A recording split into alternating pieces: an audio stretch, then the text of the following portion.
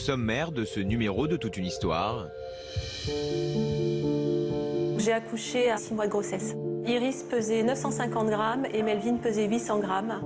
1,1 kg pour 36 cm. C'est un fœtus.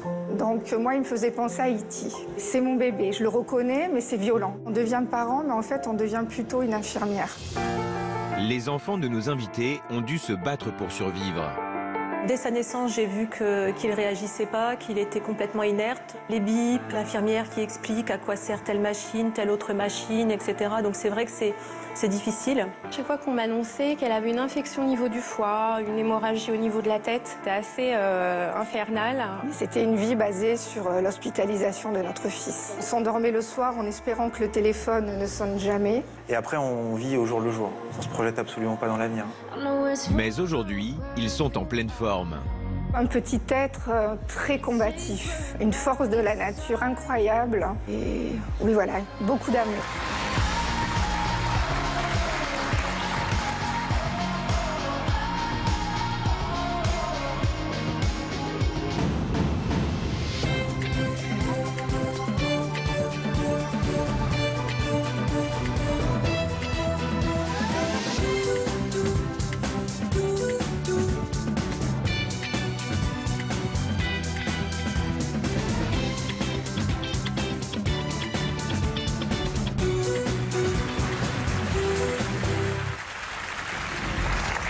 Bonjour à tous et merci d'être chaque jour fidèles à votre Toute une histoire. Ce bébé que vous apercevez derrière moi, c'est Raphaël, le fils de Karine.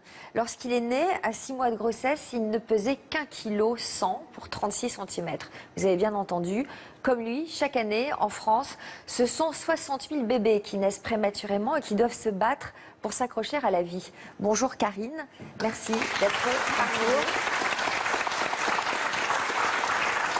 Vous êtes donc la maman de Raphaël, que l'on voit ici à l'image et qui est né grand prématuré. Quels souvenirs vous reviennent lorsque vous voyez ces images? Beaucoup de souffrance, beaucoup d'émotions, évidemment. Beaucoup de bonheur malgré tout, puisque une naissance, c'est quand même une joie, même si dans ces cas-là, elle est un peu effacée. Et surtout un petit être très combatif, une force de la nature incroyable. Et oui, voilà, beaucoup d'amour aussi. C'était votre premier enfant? Oui. Raphaël? Oui. Là, par exemple, sur ces images, c'était combien de temps après sa naissance? Ça doit être 2 jours. Là, il est en luminothérapie, c'est-à-dire qu'il avait la jaunisse. Donc voilà, il est en couveuse, il est intubé, donc il a une machine qui l'aide à respirer. Il a une sonde gastrique pour l'alimenter. Et donc, il faut justement vivre ce quotidien et appréhender cette naissance au quotidien avec ces machines. Voilà.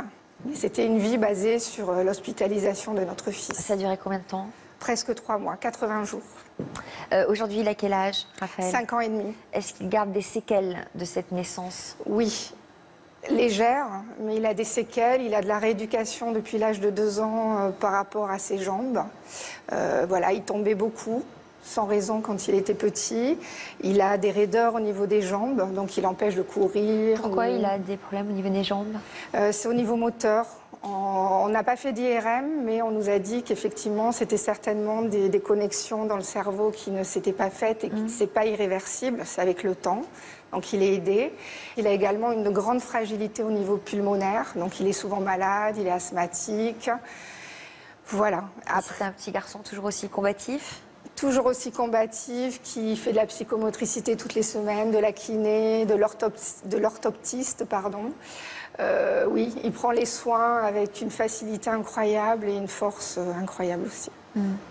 Alors, à vos côtés, 2 femmes qui sont passées par les mêmes épreuves et qui, comme vous, ont dû faire preuve de beaucoup de courage et de patience. Géraldine et Lydia. Bonjour à toutes les 2. Lydia, alors vous êtes maman de 3 enfants, Lana, Enzo et Adenora. Leur venue au monde s'est mal déroulée à chaque fois et reste un souvenir extrêmement douloureux pour vous. À combien de mois vos enfants sont-ils nés? Lana, la première, est née à 8 mois de grossesse et pesait 1,820 kg. Enzo, le deuxième enfant, est né à 34 semaines pour 1,400 kg et la dernière à 36 semaines pour 800 grammes, Adenora. Donc vous dites tout ça avec énormément d'émotion parce que ça a à chaque fois été un combat, quoi. Hein. Oui. Au-delà de l'inquiétude liée à leur état de santé, qu'est-ce qui a été particulièrement compliqué à vivre pour vous à la naissance de vos enfants? C'est l'accouchement. Vraiment, l'accouchement, notamment pour Adenora, c'était très très difficile parce que j'étais hospitalisée une semaine. Donc chaque jour, pour moi, c'était une victoire. Je me disais, c'est bien Adenora, tu as réussi à faire ce que tu voulais faire avec maman. Parce qu'il fallait tenir le plus longtemps possible. Le plus longtemps possible. J'étais hospitalisée donc à 25 semaines. Ouais. Donc il y avait toujours un risque que ce soit une césarienne en urgence. Et là, le vendredi matin, le vendredi 5 juin, ça a été à 7 h du matin, ça a été un monitoring où on devait voir les mouvements fœtaux. Là, il n'y en avait plus. On m'a emmenée en salle de travail et on m'a fait un monitoring plus poussé. Et là, 5 minutes après, il y a une dizaine de personnes qui sont arrivées en hurlant « code rouge, code rouge ». Il faut accoucher madame en 14 minutes. De quoi souffriez-vous? Quel était le problème? La pathologie, donc j'ai réitéré 3 fois, c'est la prééclampsie.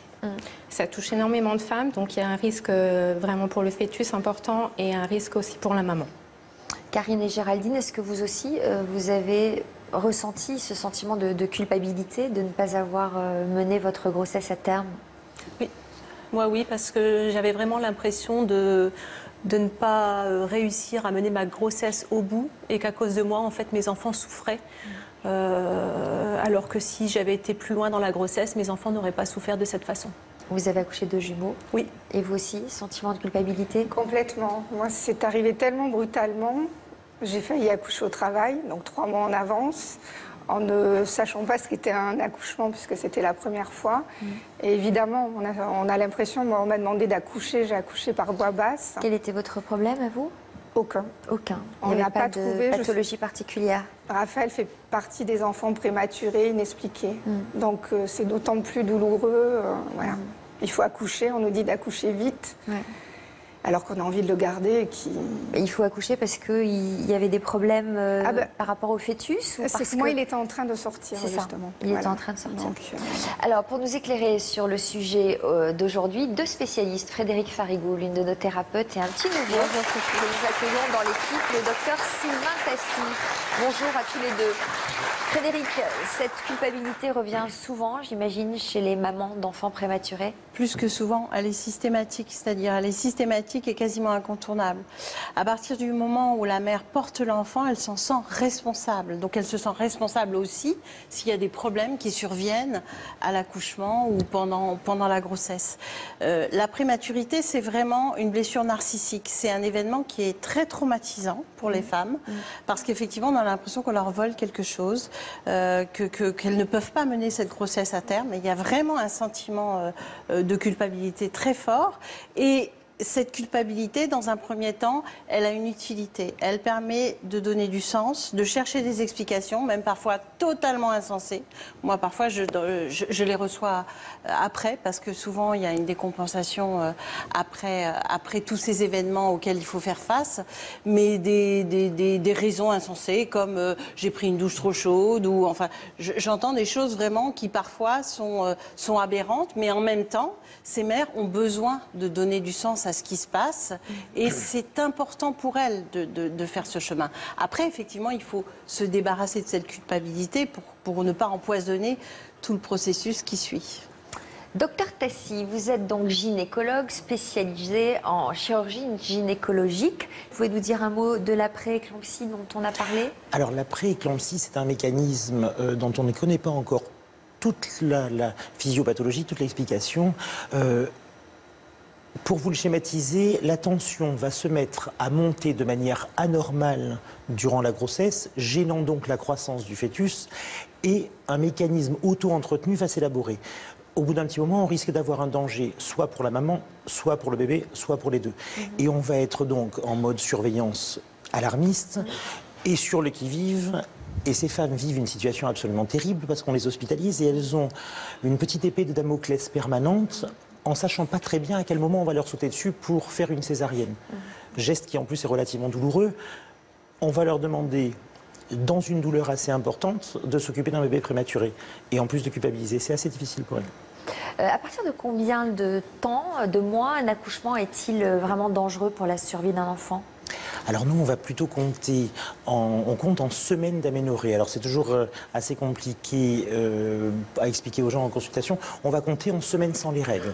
Schématiquement, on comptabilise qu'un enfant est mature s'il naît entre 37 semaines d'aménorrhée et 41 semaines d'aménorrhée. On comptabilise donc la prématurité avant 37 semaines d'aménorrhée.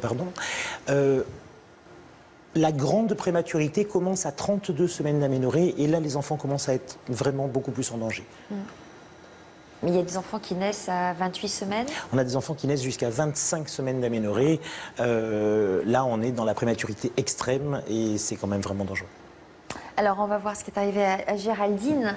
Après 2 premières grossesses, a priori classiques, hein, vous êtes tombée enceinte d'Iris et de Melvin, qui vont arriver derrière moi en photo.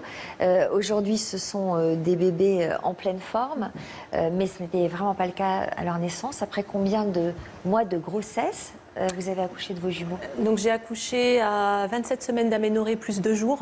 Donc ça fait à peu près 6 mois de grossesse. Ils pesaient combien, vos jumeaux ?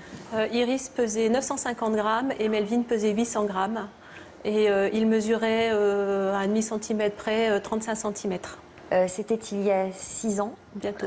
Quand vous y repensez à leur naissance, là on voit le rapport entre votre main et le bébé.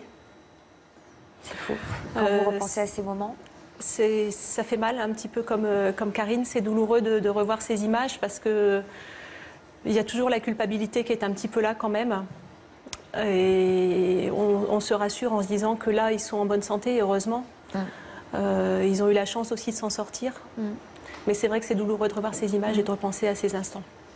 Alors, à leur naissance, vos enfants ont passé plusieurs mois dans un service de néonatologie. Notre équipe a voulu connaître le quotidien de ces parents d'enfants prématurés qui vivent dans l'incertitude, mais aussi celui des équipes médicales qui les entourent. Un reportage en immersion dans la maternité de l'hôpital Saint-Joseph à Paris. À Paris, dans le 14e arrondissement. Dans ce service de néonatologie, Florence, puéricultrice depuis plusieurs années, est en charge de ses enfants nés prématurément. Ici, on accueille des bébés à partir de 30 semaines, une moyenne à peu près de 1 kg. Et on accueille également des bébés à terme quand ils ont du mal à s'adapter à la vie extra-utérine, à la naissance. Toutes celles qui travaillent en néonat, on l'a choisi. On fait ça parce qu'on aime s'occuper des bébés, on aime s'occuper des parents. Et la plus grande satisfaction, c'est de les voir rentrer à la maison. Et parmi les 17 lits occupés, 2 le sont par Thiago et Gabin, des jumeaux nés à seulement 29 semaines de grossesse. Johanna, leur maman, vient tous les jours à l'hôpital s'occuper d'eux. Alors, vos bonhommes, ils vont bien. Là, ça va être dans pas longtemps l'heure de manger. Je vais vous chercher le biberon. D'accord ? Merci, je reviens. Thiago et Gabin sont nés le 25 janvier 2016. C'était des tout petits bébés puisque Gabin faisait à peine 35 cm pour 800 et quelques grammes. Et Thiago, lui, il faisait un petit kilo 200 quand il est né, bon, et 38 cm, donc un petit peu plus gros que son frère. On s'habitue pas à les voir dans une couveuse. Je me suis jamais faite à ça. Et c'était compliqué de les voir avec les fils, les masques. On se dit que c'est pour leur bien, mais de les voir comme ça, il y a toujours un petit pincement au cœur. Thiago, ayant pris son biberon, c'est au tour de Gabin de bénéficier de toute l'attention de sa maman. On y va ? Le principe là, vous allez le tenir avec la pince comme l'autre fois. D'accord. Moi je vais l'envelopper avec le linge, juste pour pas qu'il soit rassuré. Et on va basculer dans la baignoire. D'accord. Ce n'est que la 2e fois que Johanna donne le bain à son fils et elle a encore besoin de tous les conseils de Florence.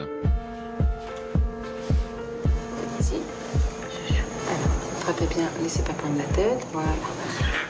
Allez-y, mettez dans l'eau. Doucement. Alors, maintenez-le légèrement. Votre avant-bras, vous voyez, pour prendre son épaule. Vous voyez, vous êtes plus en sécurité. Oui. Et lui, il va être détendu parce qu'il va se sentir en sécurité.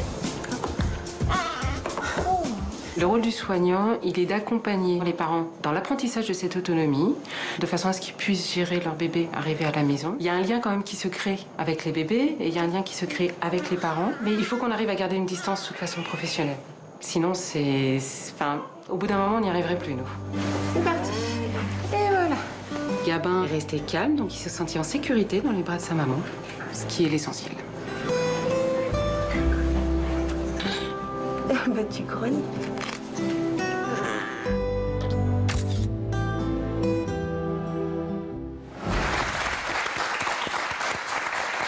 Ça vous rappelle des souvenirs, j'imagine, tout ça. Déjà, c'est pas évident de donner le bain pour la première fois à un bébé qui vient de naître, mais quand ils sont comme ça, reliés avec des tas de... Ça doit être encore plus compliqué, on doit pas oser. On n'ose pas, mais on se lance. Ouais. De toute façon, on est obligé. Enfin, si on veut faire le lien. Et c'est vrai que finalement, tout est minutieux. Tout, il faut penser à tout. Gérer tout et enfin, je ne sais pas comment vous l'avez. Il faut réapprendre en fait à laver un bébé parce que quand on est habitué à laver un bébé qui pèse à peu près 2 kilos, c'est différent quand on doit faire la toilette un bébé qui fait 1 kilo. Donc avec l'équipe médicale, ils nous apprennent à faire les gestes petit à petit. Pour Adenora notamment, qui est née à 26 semaines, ils nous apprenaient à faire avec la pluie. C'est-à-dire qu'on mettait la main sur le bébé, puis on prenait de l'eau chaude, de l'eau tiède, et puis on baignait comme ça. Donc l'eau tombait sur elle délicatement. C'est des petits gestes comme ça qui petit à petit nous faisaient du bien au moral, comme si que notre bébé était avec nous tout le temps. Alors Géraldine, comment s'était déroulée votre grossesse, cette 3e grossesse? J'ai commencé à avoir un souci à 2 mois de grossesse. J'ai eu un hématome, donc ce qui arrive assez fréquemment quand même. Donc qui ne gênait pas pour les bébés, mais l'hématome s'est résorbé petit à petit. Je suis restée au repos à la maison et à 4 mois de grossesse, j'ai perdu les os. Donc je suis restée 9 semaines à la maternité, sous haute surveillance, avec une échographie par semaine, prise de sang, prélèvement divers. Et je n'osais pas bouger de mon lit. Je restais couchée sur le côté gauche. Je n'osais même pas me retourner. Parce que je craignais de perdre le liquide amniotique à n'importe quel moment. Comment vous avez vécu tout ça? Ça a été long. Il m'est arrivé de craquer. Et malgré tout, je me suis dit, il faut absolument que je sois très positive parce que mes bébés ont besoin de soutien. Et voilà, je suis restée très positive dans ma tête, malgré le fait que les médecins ne voulait pas se prononcer. Qu'est-ce que vous faisiez? Comment vous occupiez votre temps? Je regardais toute une histoire. Enfin, c'était pas toute une histoire, mais... Je regardais un peu la télé, j'allais sur Internet, je voulais m'occuper. Je faisais des statistiques sur les poids que les bébés allaient faire à la prochaine échographie. Voilà, c'était vraiment, je m'occupais l'esprit le plus possible. Alors, les premières contractions sont apparues à quel moment? Un petit peu avant 6 mois de grossesse. J'ai eu l'injection de corticoïdes pour la maturation des poumons. Et au bout d'un moment, ça s'est enchaîné et voilà, il a fallu me descendre en salle d'accouchement. Et là, ça s'est fait vite? Oui, ça a été très rapide. Je suis arrivée en salle d'accouchement vers 16h. Iris est née à 16h49 et Melvin à 17h05. Et comment allaient les bébés? Alors, Iris est née très vite. J'ai presque même été choquée d'une naissance aussi rapide. Je ne m'attendais pas à ce qu'elle arrive si rapidement. Et Melvin s'est retourné. Donc sa naissance a été un petit peu plus problématique. Le médecin a dû aller le chercher, le faire naître en force. Et donc il était en arrêt à la naissance. Et il a eu donc des injections d'adrénaline pour l'aider un petit peu. Waouh. Donc un stress total. Vous étiez consciente de tout ça, vous? Oui. Je savais que... J'ai vu en plus, dès sa naissance, j'ai vu qu'il ne réagissait pas, qu'il était complètement inerte. Le médecin l'a très vite fait prendre en charge par l'équipe pédiatrique qui était juste à côté. Et très rapidement, le médecin est venu me rassurer en me disant, bon ben voilà, on essaye de le stabiliser, mais il est reparti. Donc très vite, vous avez été séparée de vos enfants? Oui, ils sont partis tout de suite. Mon fils donc, a été emmené tout de suite en réanimation. C'est un hôpital qui se trouvait à environ 3 km, puisque la réanimation n'était pas au même endroit là où j'ai accouché.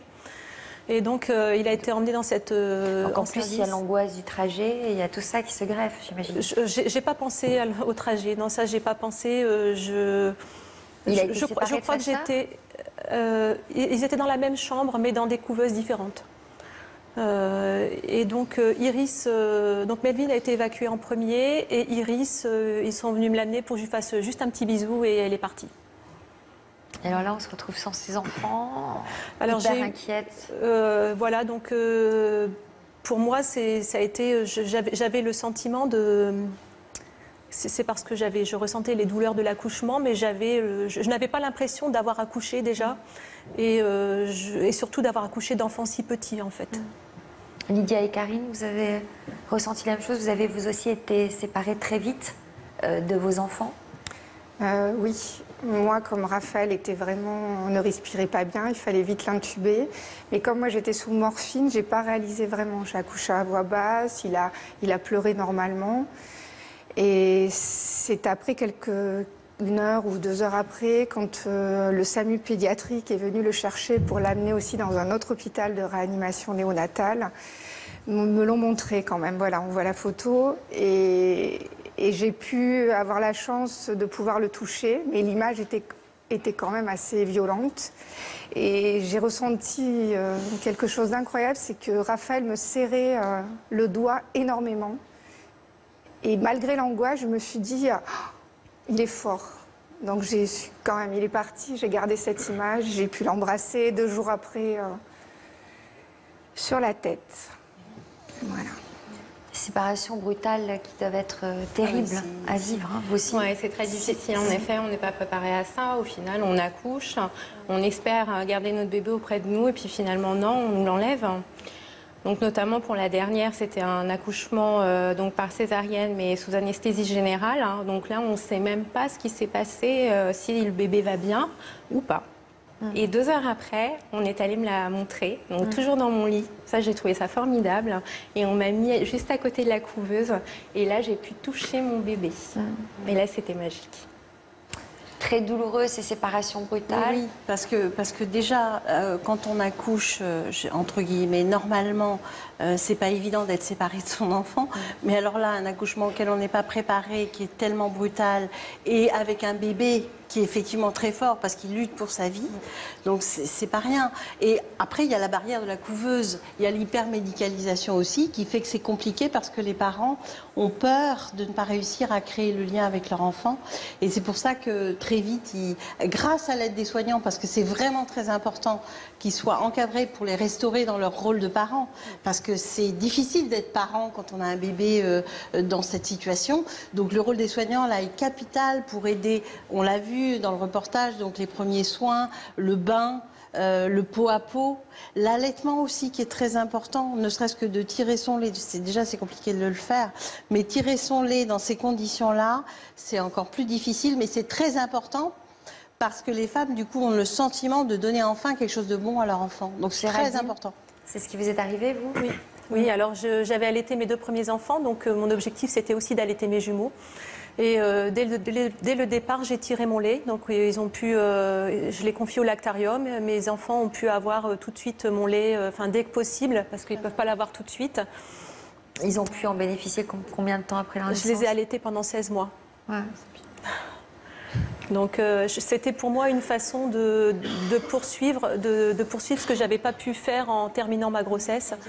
Et je savais que le lait maternel, c'était le meilleur que je pouvais leur apporter. Et je pense que ça leur a été bénéfique, je suis convaincue de ça. Important. Quels sont les premiers gestes des médecins sur ces enfants très prématurés? Alors, ce sont les pédiatres qui sont les premiers, avec les sages-femmes et les puéricultrices intervenant auprès des bébés. On va assurer dans un premier temps leur respiration. Ce sont des enfants qui, en général, ont une immaturité pulmonaire. Ils ont du mal à respirer, voire ils n'arrivent pas à respirer du tout. Donc, on va les aider, soit avec un masque, soit avec une intubation. On va également, s'ils ont des problèmes cardiaques, les aider d'un point de vue cardiaque. Pourquoi pas l'injection d'adrénaline quand on en a besoin. On va assurer leur température aussi, puisque ce sont des tout petits pois de naissance qui naissent mouillés dans un monde extérieur qui a une température beaucoup plus basse que là d'où ils viennent. Donc on va les mettre dans une couveuse, la couveuse étant simplement un endroit chauffé dans lequel on va les maintenir à 37.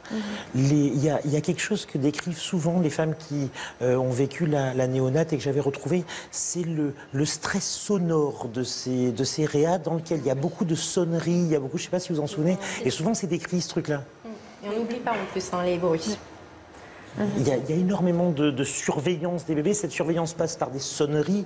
Et quand on regroupe beaucoup de sonneries dans une pièce, ça fait un brouhaha assez impressionnant qui entretient un stress assez important. Alors Karine, vous êtes tombée enceinte de Raphaël en 2010. Votre grossesse s'est plutôt très bien déroulée jusqu'au 24 septembre où tout a basculé. Vous étiez enceinte à ce moment-là de 6 mois. Qu'est-ce qui s'est passé ce jour-là ?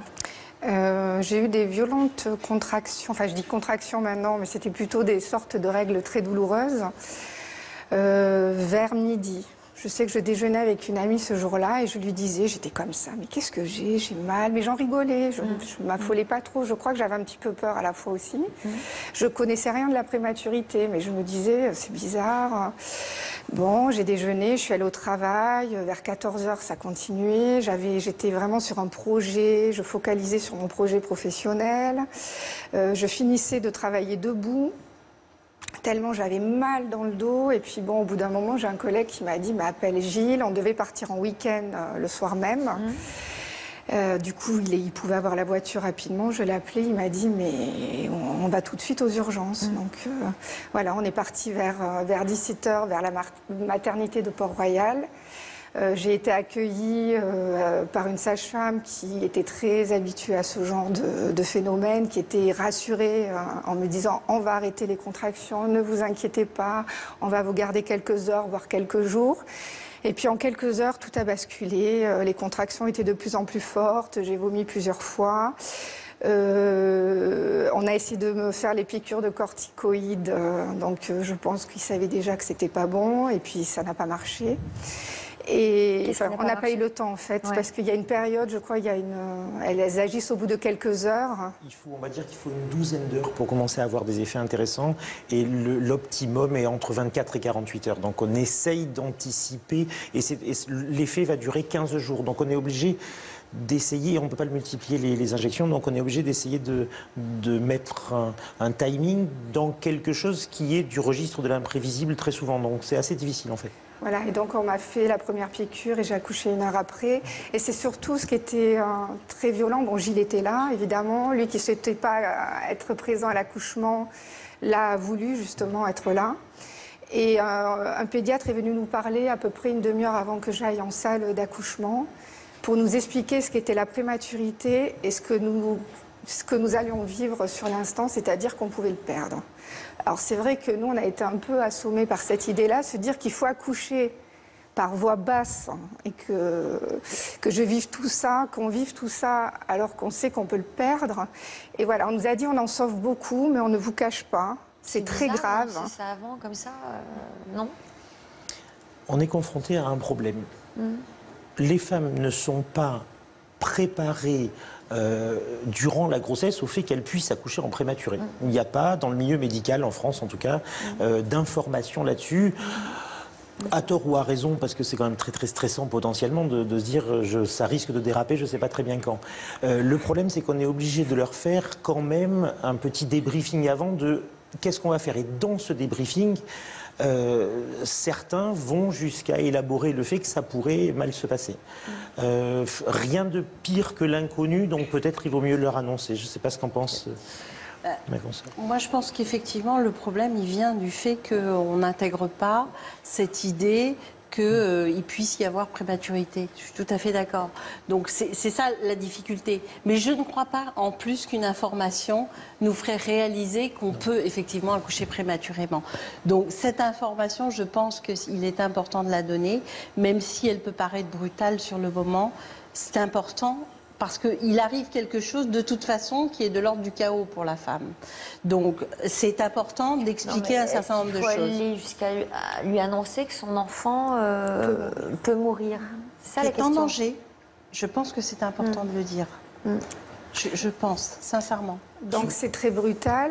J'accouche presque en essayant de le retenir, j'exagère, parce que c'est un peu loin, mais c'est un peu ça quand même.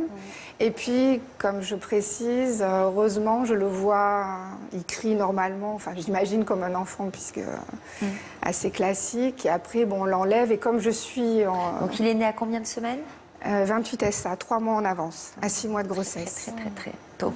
Et je l'ai vu, on me l'a montré, je m'en souviens encore comme si c'était hier. Donc j'ai quand même une injection de morphine qu'on m'a mise bien tard, donc je suis complètement dans les vapes.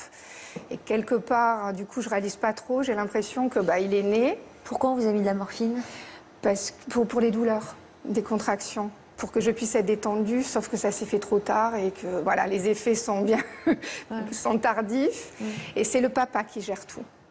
Et quand même, je réalise après, puisque le SAMU pédiatrique, je répète, a la gentillesse de me le présenter avant de partir. Mais même encore, maintenant, ça me choque plus de voir ces images-là que sur le moment, puisque je ne réalisais pas trop ce qui se passait. Alors, à quel moment vous avez vraiment réalisé que la situation était grave? Le lendemain.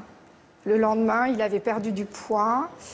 C'est ce que je dis souvent aux gens qui me sont proches, c'est un fœtus. Il ne faut pas oublier, c'est un fœtus. Donc moi, il me faisait penser à E.T., vraiment. Alors pas la grosse tête, mais la couleur. Voilà, c'est cette image-là, le lendemain, je l'ai vu comme ça. Donc il est luisant, on lui voit les côtes, il a une peau un peu bizarre, il a un œil fermé, il pousse des petits cris, mais pas vraiment, parce que comme il a une tubée, je crois qu'on n'entend pas à ce moment-là. Et il a une couche de prématuré, donc que vous ne trouvez pas dans le commerce, mais qui est pliée. Alors, c'est mon bébé, je le reconnais, mais c'est violent. Là, c'est très, très violent. C'est très violent, et puis comme monsieur disait, c'est les alarmes. Ça bip dans tous les sens. On nous dit qu'il va falloir s'habituer à telle machine, surveiller le cœur, les DESAT, les bradis.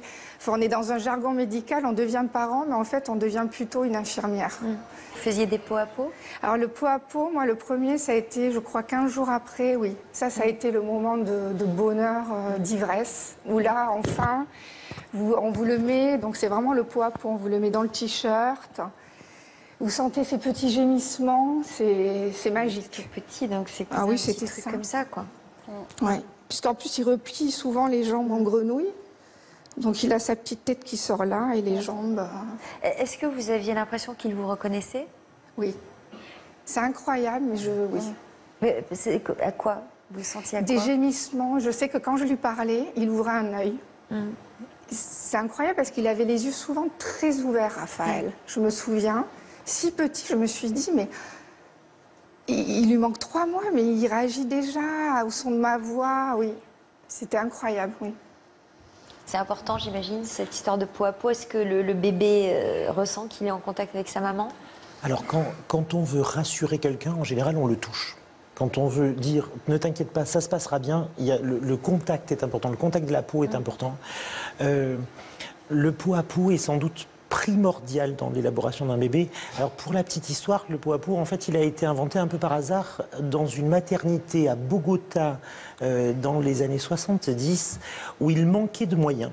Et il fallait réchauffer les bébés. Ils n'avaient plus de couveuse. Et donc, ils ont demandé aux parents d'enlever les t-shirts et de mettre les bébés contre. Et ils se sont rendus compte que ces bébés, progressivement, s'amélioraient d'un point de vue respiratoire, d'un point de vue cardiaque. Et un petit peu par hasard, en fait, on s'est rendu compte, quelque chose d'assez naturel, un bébé reconnaît sa maman puisqu'il connaît son odeur, il connaît le battement cardiaque, il connaît le toucher de sa maman. Vous avez eu des problèmes les unes et les autres pour créer un lien avec votre enfant? C'est assez difficile parce que déjà, dès la naissance, on est séparés. Moi, j'ai pu les revoir que le lendemain. Donc dans une atmosphère chaude, j'avais encore mal au ventre, il y avait toutes les machines avec la couveuse, tout à l'heure on en parlait, ça fait vraiment une barrière. Les bips, l'infirmière qui explique à quoi sert telle machine, telle autre machine, etc. Donc c'est vrai que c'est difficile. Et un petit peu comme Karine, j'ai eu aussi à un moment, je me suis approchée de mon fils, il avait 2 jours, et j'ai posé la main sur lui et je lui ai dit c'est maman, et il a ouvert les yeux, et je me suis dit mince, il m'a reconnue. Et là on se dit si petit et... Mais c'est probablement vrai, parce qu'en plus, dans le ventre, ils entendent la voix de la maman. Donc ils doivent connaissent être la voix sensibles. de leur mère. Voilà, forcément. Et de leur père, d'ailleurs, aussi, les deux. Justement, leur père. Tiens, Gilles, votre compagnon, qui a vécu tout cela à vos côtés, vous le disiez, qui était vraiment aux premières lignes, hein, pendant que vous étiez encore un peu dans les vapes. Il va nous dire comment il a vécu tout ça. Gilles est avec nous. C'est le jour, c'est le vendredi, celui qui s'efface quand tu me remplaces. Bonjour.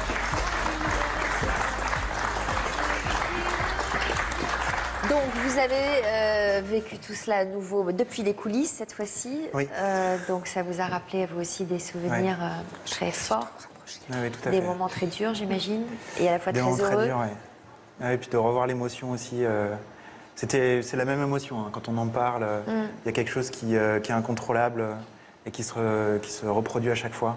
Donc c'est quelque chose de très fort. Karine nous disait qu'elle était un peu dans les vapes, qu'elle avait eu de la morphine, donc elle n'avait pas réalisé tout de suite. En revanche, vous étiez au front. Oui. Est-ce que vous parveniez à vous projeter dans l'avenir? Qu'est-ce qu'on ressent à ce moment-là? Qu'est-ce qu'on se dit? Qu'est-ce qu'on a en tête? On se demande comment c'est possible, déjà, parce que 3 mois, ça fait quand même très tôt. Et on se dit que, qu'ils peuvent pas vivre, que c'est physiquement pas possible, ou physiologiquement pas possible qu'avec 3 mois d'avance, un bébé puisse faire un cri normal à la naissance, respirer normalement. Donc il y a beaucoup de questions autour de ça. On se demande comment c'est possible. Et après, on vit au jour le jour. C'est-à-dire que on se projette absolument pas dans l'avenir. Comment vous avez tenu? Qu'est-ce qui vous a fait tenir? Vous avez eu besoin d'écrire, je crois. Ouais. Alors, c'était au départ pour plutôt s'occuper, nous, de Raphaël à temps plein, où on n'avait pas le temps ni l'envie de passer notre temps au téléphone, de raconter plusieurs fois la même histoire. Et forcément, dans ces occasions-là, on est assailli par les coups de téléphone et les demandes de nouvelles. Donc, on a commencé à écrire pour donner des nouvelles à la famille et les tenir au courant. Un blog. Voilà, écrire un blog, tout à fait. Et puis de fil en aiguille, on a continué à écrire ces articles de blog et à raconter donc, tout ce qui se passait, tout ce qu'on vivait. Et ça nous a permis, ça a été une sorte d'exutoire en fait, en quelque sorte. Qui a fait ces dessins? Ils sont beaux. Alors ça, c'est mon père. Ouais. Voilà. C'est mon père qui a fait les dessins. Super doué. Donc il est artiste peintre et il était professeur d'art plastique. Donc c'est une façon aussi pour la famille de partager et de vivre un peu cette naissance. Ce qu'il faut voir, c'est qu'un enfant prématuré, donc les parents ont un rapport un peu différent des parents normaux avec leur enfant, parce on l'a pas en permanence avec nous. Mais par contre, la famille proche, eux, ne peuvent même pas le voir, ne peuvent pas le toucher, ils n'y ont pas accès, ils ne sont pas autorisés à rentrer dans les services de néonatologie. Pendant combien de temps? Pendant toute la durée de l'hospitalisation, oui. Enfin, pour notre hôpital, mais c'est ce qu'on disait. Par exemple, moi, mes parents avaient déjà des petits-enfants. Les parents de Gilles devenaient grands-parents. C'était des grands-parents prématurés aussi. Et ça a été très violent. Ils n'habitaient pas la même ville que nous.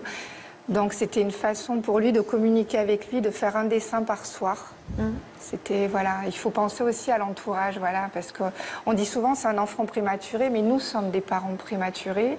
Il y a les grands-parents prématurés, il y a tout ça en fait. Vous voulez dire que les 3 mois qui manquent au déroulé normal d'une grossesse comptent pour s'y préparer, c'est ça que vous voulez dire? Même pour les grands-parents? Alors, c'est pas pour s'y préparer, non, c'est vrai. C'est surtout la violence. Il est né, par exemple, quelqu'un qui naît, enfin une femme qui naît, qui accouche, 3 semaines en avance. Les grands-parents peuvent aller visiter tout de suite si tout se passe bien. Là, il est né, mais ils ne peuvent pas le voir. Ouais. Donc, il y a d'autres liens qui s'établissent. C'est un lien différent qui s'établit. Des liens virtuels. Ouais. Donc, d'où le blog. Et la violence et le traumatisme, effectivement, il y a le premier cercle, hein, le bébé et les parents, mais il y a aussi l'entourage, comme vous l'expliquez. Et ça a fait le lien, en fait. Donc, ces 3 mois dont tout le monde a été privé, finalement, avec cette créativité-là, ça a permis de faire le lien avec l'entourage. Parce que sinon, c'est compliqué. C'est une façon de vivre l'événement. Ouais. Exactement. Lydia, on va revenir sur vos 3 grossesses prématurées, donc à cause d'une pathologie dont vous nous parliez tout à l'heure, la prééclampsie. Hein, un problème de tension artérielle. Votre première fille, Lana, est née 37 semaines à la limite de la prématurité. Et puis quelques mois plus tard, donc, vous êtes tombée enceinte de votre petite Enzo. Mais là encore, votre bébé était très pressé de découvrir le monde. On va revenir en images sur cette deuxième grossesse compliquée. Regardez. En 2007, alors que Lydia est enceinte pour la deuxième fois, elle doit à nouveau faire face à des problèmes de tension artérielle qui la mettent en danger, ainsi que son enfant. Une situation qui oblige les médecins à déclencher l'accouchement en urgence. Enzo naît à 7 mois et demi. Il ne mesure alors que 41,5 cm et ne pèse que 1,4 kg. Le petit garçon est obligé de passer les premiers mois de sa vie dans une couveuse. 8 ans plus tard, en 2015, Lydia tombe à nouveau enceinte. Cette fois-ci, elle espère mener à terme sa grossesse, mais là encore, les choses ne se passent pas comme prévu. C'est beau. Merci. Donc après cette deuxième naissance prématurée, vous avez attendu 8 ans avant d'avoir envie d'avoir un autre enfant. Ça aurait été que moi, sincèrement, j'aurais été enceinte tout le temps. Je rêvais d'avoir une grande famille. Donc c'est vrai qu'on a mis du temps parce qu'il fallait digérer déjà les 2 naissances prématurées. J'ai fait une dépression quand même assez importante, ce qui m'a fait prendre 20 kilos parce que du coup je m'en voulais à moi et à mon corps notamment. Et puis il est venu un moment donné où on avait très envie, du coup on a demandé l'avis des enfants, ce qu'ils en pensaient, si eux ils étaient d'accord qu'on ait un 3e enfant. Pour nous c'était un enfant familial. Et là tout le monde nous a dit oui, les enfants ça faisait déjà un petit bout de temps qu'ils en parlaient. Et du coup, j'ai consulté ma gynécologue pour avoir un avis médical justement par rapport à cette pathologie, pour voir si elle pouvait se réitérer ou non. Et elle m'a dit, vous inquiétez pas, je vais vous donner un traitement dès le début de la grossesse. Dès que vous le savez, prenez le traitement, ça va limiter les risques. Et là, ce qui s'est passé, c'est qu'on avait programmé ma césarienne, notamment normalement le 22 août 2015. Et ça ne s'est pas déroulé comme prévu. Qu'est-ce qui s'est passé alors ? Les premiers signes de la prééclampsie sont apparus lors d'une promenade, d'un retour de promenade. On avait fait 8 km aller-retour. Ah oui, je marche beaucoup. C'était bien raisonnable de faire 8 km ? 6 mois de grossesse, on ne sent pas la différence. On était bien, il faisait beau, voilà, l'envie de se promener, de se détendre avec une amie, les enfants, mon mari. Et puis, le soir venu, on rentre à la maison, j'étais toute gonflée, des œdèmes partout, et je me sentais pas très bien. Et lui me dit, qu'est-ce que tu veux qu'il t'arrive ? La phrase, voilà, fatale, qui m'a fait beaucoup de mal, même encore aujourd'hui. Pourquoi ? Parce que c'était comme si qu'il minimisait mon problème. Donc je ne suis pas habituée à me plaindre, entre guillemets. Et puis là, du coup, j'arrive à l'hôpital, on me fait une batterie d'examens, échographie, et puis selon les résultats, on me dit on ne peut pas vous garder dans cet hôpital, il faut aller dans une maternité de niveau 3. Du coup, là, je suis partie en hélicoptère sur Orléans. Et puis donc mon mari, il a fallu qu'il gère les 2 grands, donc avec une amie, ils m'ont rejoint à l'hôpital avec ma petite valise de maternité. Et là, ils m'ont refait des examens complémentaires pour voir à quel stade j'étais. Et puis ensuite, j'étais en observation pendant 1 semaine. Et là, jusqu'au jour où ça allait plus du tout. Donc césarienne en urgence. Puis ce qui m'a traumatisée vraiment dans cet accouchement, c'est que je suis restée, tout s'est tellement déroulé vite. J'ai été déshabillée par 4 personnes. Vous imaginez, jamais de ma vie j'étais déshabillée aussi vite. On m'a fait avaler un liquide en même pas 2 secondes. Et puis tout le monde hurlait, tous ces mouvements autour de moi. Je savais que j'allais accoucher prématurément, je m'étais préparée. C'est peut-être aussi pour ça que je vis aussi bien quelque part la prématurité, même si on a du mal à l'accepter bien sûr. Mais c'est le fait d'être toute nue dans ce couloir pendant quelques secondes, même pas un drap sur moi. J'avais l'impression d'être une chose comme si qu'on me violait en fait. Ça a été dur à accepter. C'est peut-être pour ça que j'ai toujours eu des soucis, peut-être d'acceptation avec mon corps et encore aujourd'hui. Parce que pour moi, c'est lui. C'est fou comme dans ces moments terribles quand même où votre vie et celle de votre enfant est en danger. Finalement, c'est des choses qui paraissent anodines comme ça, qui prennent une ampleur incroyable. Parce que ça vient appuyer sur un vécu, ça vient appuyer sur une histoire, et donc ça prend une importance énorme et ça augmente le traumatisme parce que ça rajoute une blessure à quelque chose qui est déjà compliqué. Et c'est ce qui fait qu'il peut y avoir après le retour à la maison, etc., des effets boomerang où là, on va décompenser, où on va pouvoir faire une dépression.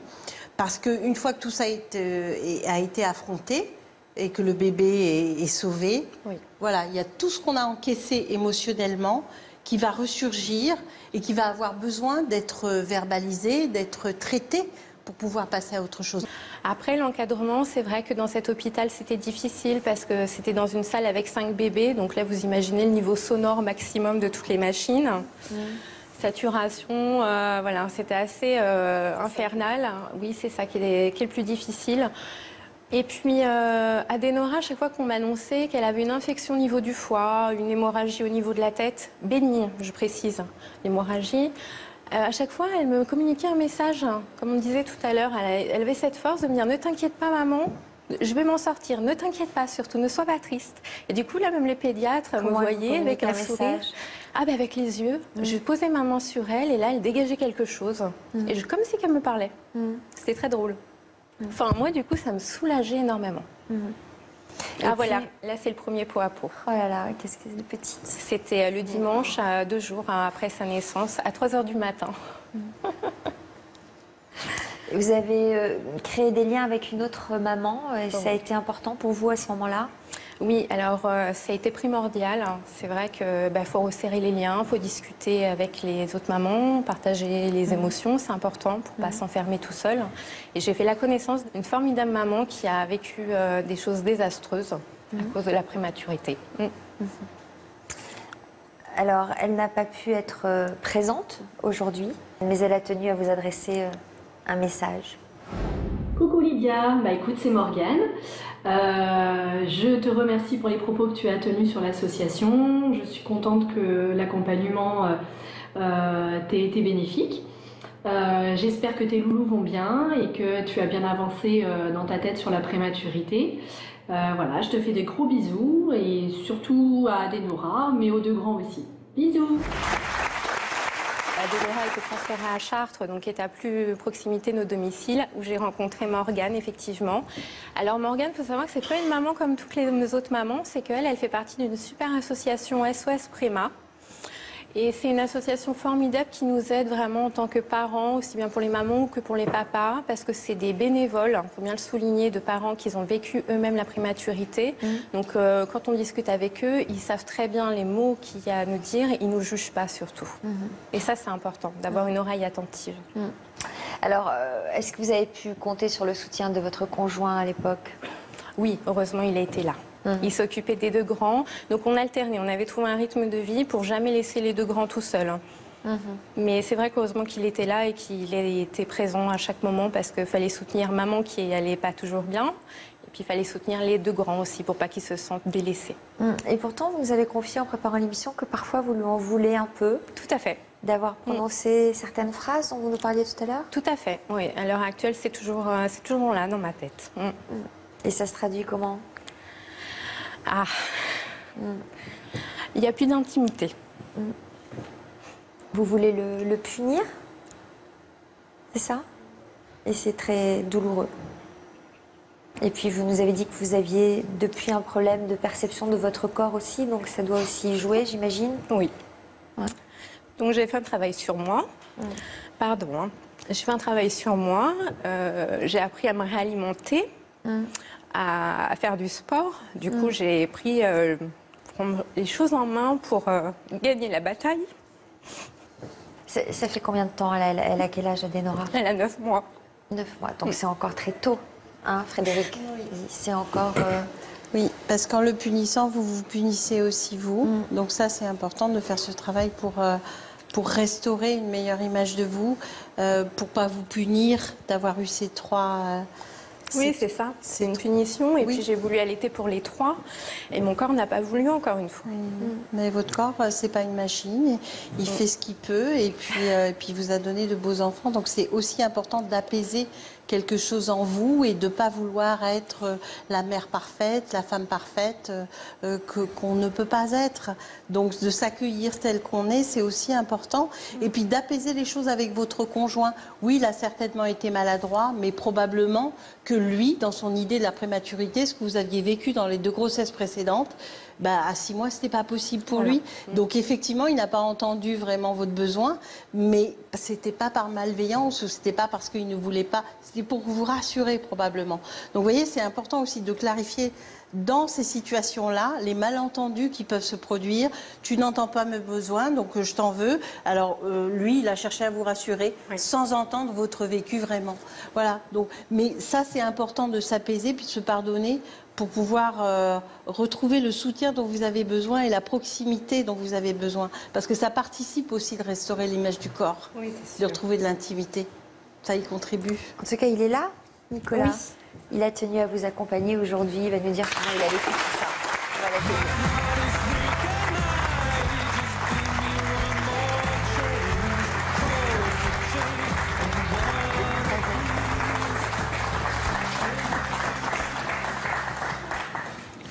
Nicolas, comment vous avez vécu tout ça, vous? Mal encore. Même encore un petit peu, le moment, un petit peu encore, par rapport à ce que j'ai dit à mon épouse. Mais... Vous en parlez tous les deux?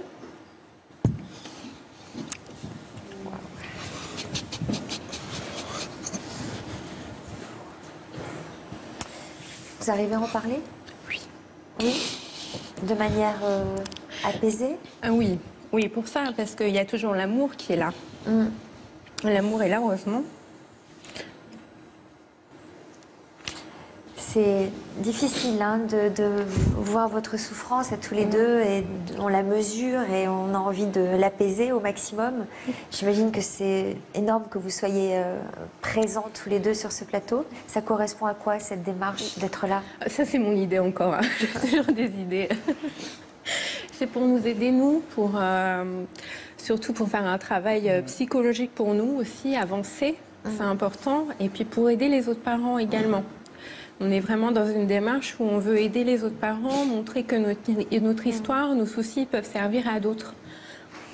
Mais c'est important de vous occuper de vous déjà, tous les deux. Parce qu'effectivement, vous avez souffert tous les deux d'une manière peut-être différente et sans pouvoir forcément partager cette souffrance, sans vous avoir pu vraiment vous sentir un soutien véritable pour elle ou alors à votre manière. Donc tout ça, c'est important de l'exprimer pour que chacun puisse comprendre le vécu de l'autre et arrêter d'être dans le ressentiment qui est préjudiciable parce que, vous voyez, vous êtes collés l'un à l'autre, donc l'amour, il est là. Donc ce serait dommage de ne pas vous rapprocher. Dans ce qu'ils disent, moi je ressens, on est tellement préoccupé par l'enfant que de toute façon, le couple se met forcément en retrait. Aller en retrait. Enfin, moi, c'est ce que je ressentais. Mais on ne pense même pas à l'intimité ou le reste. Je ne sais pas comment dire. On est dans une autre vie. Il faut qu'il vive, on le récupère à la maison, il faut encore qu'on s'occupe de lui. Il est fragile, il ne peut pas aller dehors. Je crois qu'on... Et ça vous a éloigné l'un de l'autre? Nous, ça nous a renforcés. Ça nous a plutôt rapprochés, ouais. Après, on avait des disputes plus violentes, en fait, puisqu'on est vraiment à fleur de peau, il y a la fatigue, il y a l'inquiétude, donc on a vu qu'on avait des disputes assez violentes, mais malgré tout, ça nous a plutôt rapprochés, ouais. Après, je comprends un peu peut-être ce que vivent Nicolas et Lydia, parce que nous, en tant que papa, on veut avoir des mots rassurants pour la maman qui culpabilise beaucoup. On voit cette détresse-là, il y a quelque chose qu'on ne vit pas, nous, parce que c'est pas à l'intérieur, enfin, c'est pas dans nos chairs, on va dire. Et parfois, il y a des mots rassurants qui tombent, mais complètement à côté de la plaque, et qui peuvent avoir un effet très dévastateur, comme ce que Lydia pouvait exprimer. Et ça, on n'est pas du tout conscient que ça peut avoir de ces répercussions-là, ouais. Parce que ce soit fleur de peau en plus, et le seul mot des fois qui ne va pas, ça peut partir un petit peu en cacahuète, quoi. Et souvent, les papas, on parle du sentiment de culpabilité des mamans, mais assez souvent, en tant que médecin, on a le recueil du sentiment de culpabilité des papas de n'avoir pas pu empêcher cela. Ils nous disent, j'ai mon rôle de chef de famille protecteur, avec les guillemets qui s'imposent, je me suis retrouvé en défaut dans ce truc-là, j'ai pas réussi à protéger ma femme et mon enfant, et je culpabilise de ça. Et ça doit donner, je suppose, des phrases un peu maladroites, ou un déni en disant, si je peux pas, j'ai failli à ma tâche de protecteur. Alors, on va les accueillir, tous ces petits bouts qui se trouvent en coulisses. Il y en a qui toussent. Hein. Ils sont venus avec leurs frères et sœurs. Voici, alors attendez, il y a tous les noms.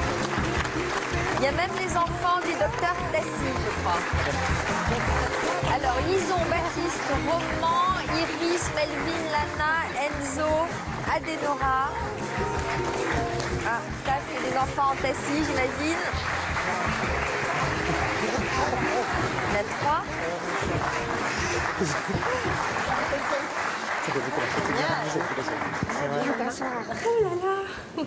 Voilà, donc c'est Adenora.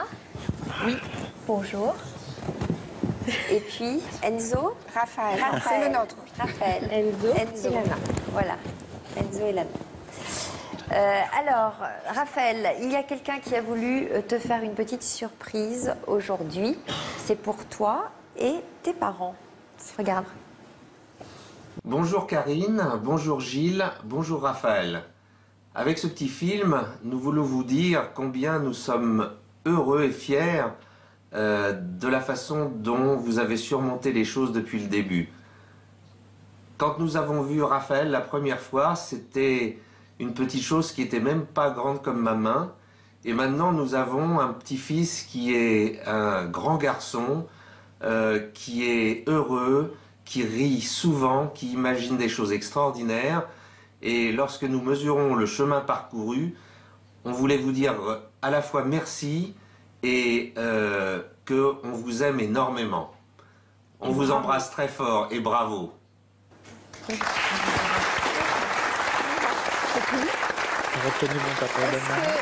que Raphaël dessine aussi bien que son papy? Tu dessines bien, toi? T'aimes bien dessiner? Tu peux parler, Raphaël. Qu'est-ce que vous lui racontez? Qu'est-ce que vous leur dites à vos enfants sur leur naissance? Est-ce que c'est important de leur raconter comment ça s'est passé? Oui, depuis qu'il a 5 ans, je lui montre même les photos, les vidéos. Je trouve ça important parce qu'à l'école, il a une histoire différente. Et vous aussi, vous leur racontez leur histoire? Oui, bien sûr. Ils sont au courant de leur naissance très prématurée. Ils voient régulièrement les photos. Et je pense que c'est important, ça fait partie de leur histoire. Frédéric, là-dessus? Oui, c'est très important parce que effectivement, ça fait partie de leur histoire et c'est surtout que leur histoire leur appartient. Donc, ils doivent pouvoir, eux, un jour se l'approprier et raconter effectivement comment ils sont nés, cette naissance particulière et la force qu'ils ont eue justement pour s'accrocher à la vie. Donc, c'est très important. Eh bien, merci à tous et on vous souhaite d'être très heureux avec vos bébés. J'espère que ça va aller mieux pour vous, que vous allez prendre soin de vous, de votre couple et que vous viendrez nous donner de bonnes nouvelles dans l'histoire continue. Merci également à nos deux spécialistes, Frédéric et Sylvain Tassi, que nous aurons le plaisir de retrouver dans nos émissions. Merci à vous tous de nous avoir suivis. Si vous avez envie de vous replonger dans toute une histoire ce week-end, n'oubliez pas d'ouvrir votre version féminin. A tout de suite pour un nouveau numéro de l'Histoire continue, dans lequel on vous présentera des jeunes qui ont le vent en poupe. On les appelle les youtubeurs. Ce sont les nouvelles stars du web.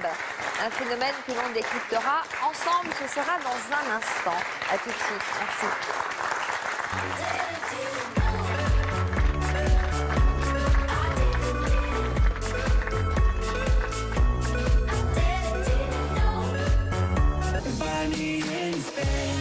Au fil des années, ils sont devenus les idoles des jeunes.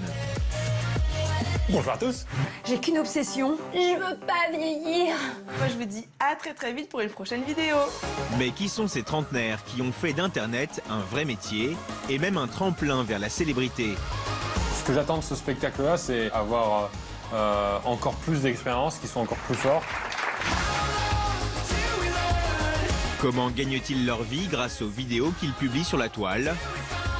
Nous décrypterons ce phénomène qui prend de plus en plus d'ampleur dans quelques minutes dans l'Histoire continue. Allez, à très vite dans un de mes autres tutos. Ciao, ciao. Toutes les portes sont fermées aux autistes. Que les gens pensent que les autistes sont des idiots. Moi, je ressens tout. La colère, la peine. L'indifférence. Le 2 avril, c'est la journée mondiale de sensibilisation contre l'autisme. Le médecin m'avait dit de le mettre dans un asile psychiatrique. Encore aujourd'hui, on dit ça aux mamans. Moi, j'ai dû partir à l'étranger pour sauver mon enfant. J'ai dû quitter mon emploi. Et je suis devenue l'auxiliaire de vie scolaire de mon fils pendant 2 ans. Et maintenant, il a 16 de moyenne. Toute une histoire a décidé de se mobiliser en vous présentant 3 femmes qui en ont fait le combat de leur vie. Il y a un an, jour pour jour, on m'a annoncé l'autisme du groupe. J'ai pleuré et j'ai regardé mon bébé derrière et je me suis dit, il est vivant. On va apprendre en même temps que lui. On va apprendre. Moi, quand on a voulu déscolariser Alan, ça m'a mis très en colère et je dis bon, bah, je vais monter sur une grue, comme ça peut-être que les gens prendront enfin la peine de m'écouter, quoi. Quand Julien est né, j'ai découvert que moi aussi je suis autiste de Asperger. Aujourd'hui, elles sont pleines d'espoir. J'ai inventé une application. Le but, c'est vraiment de le rendre le plus autonome possible. On peut améliorer les choses. Il mérite un avenir.